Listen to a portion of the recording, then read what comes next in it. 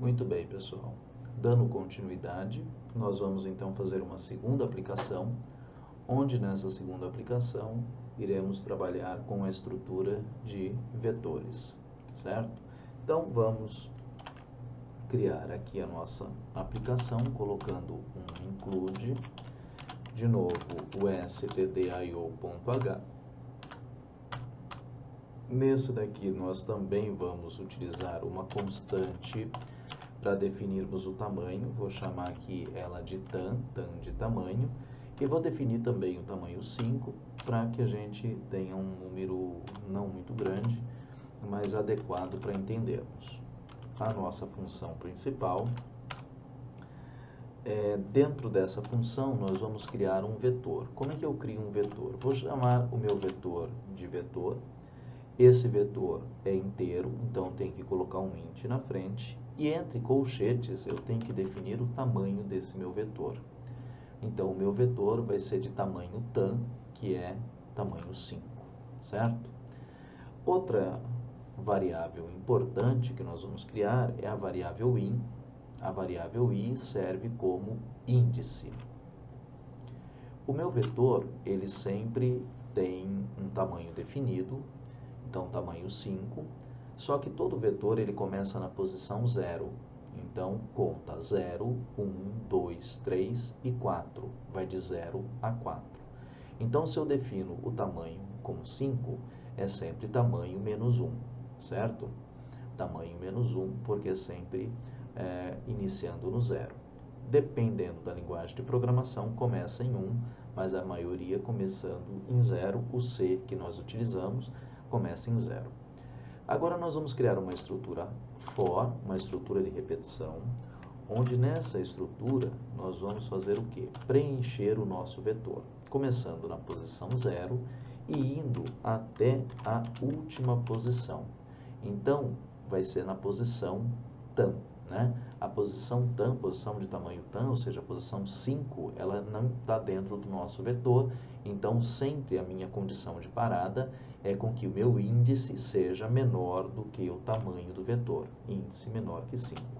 Para cada vez eu vou fazer um incremento de 1 aqui. Dentro dele eu vou fazer o que? Eu vou pegar o meu vetor na posição i, e vou colocar aqui um valor para ele, definindo o valor para ele, que vai ser 2 mais 2 vezes i. De onde que veio essa fórmula? O que é isso daqui? Isso daqui é só uma forma de nós preenchermos um vetor com algum valor, tá? Então, eu não vou pedir para o usuário digitar como no exercício passado. Poderia fazer a mesma coisa, pedir para o usuário digitar? Poderia, e na hora de armazenar, armazenaria dentro do vetor, tá? Só que dessa vez eu não quero fazer isso, eu quero armazenar com um valor, e aí eu vou fazer um cálculo para gerar esse valor. Simplesmente isso.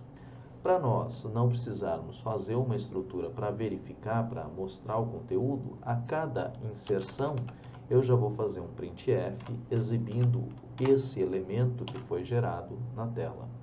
Então eu vou escrever assim, o elemento %d, ou seja, a posição, né?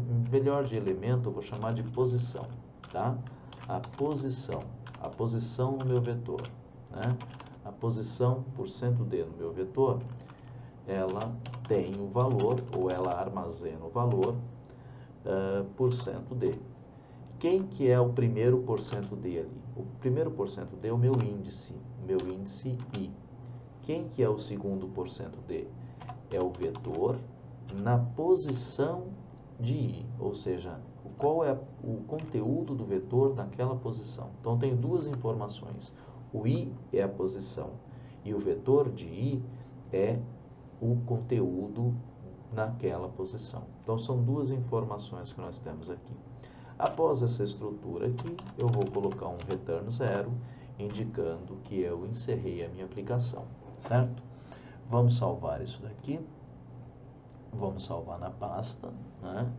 Esse daqui vai ser o meu segundo programa, então vou chamar ele de P2 e vamos salvar P2. Salvamos P2, vamos compilar e executar. Aqui ele colocou a posição, né? Vamos só voltar aqui, para a gente não precisar arrumar, inserir mais informações. Vamos colocar aqui, só vou colocar aqui um /n, para a gente ir quebrando linha e fica mais fácil a visibilidade das informações. Então, olha só, na posição 0 tem o valor 2, na posição 1 vai ter o valor 4, 6, 8 e 10. Ou seja, aqui a gente vai gerando como se fosse uma tabuada do 2, por exemplo, né? Então, está lá cada uma das posições. Tudo bem aqui? E com isso, nós encerramos, então, o nosso segundo exemplo.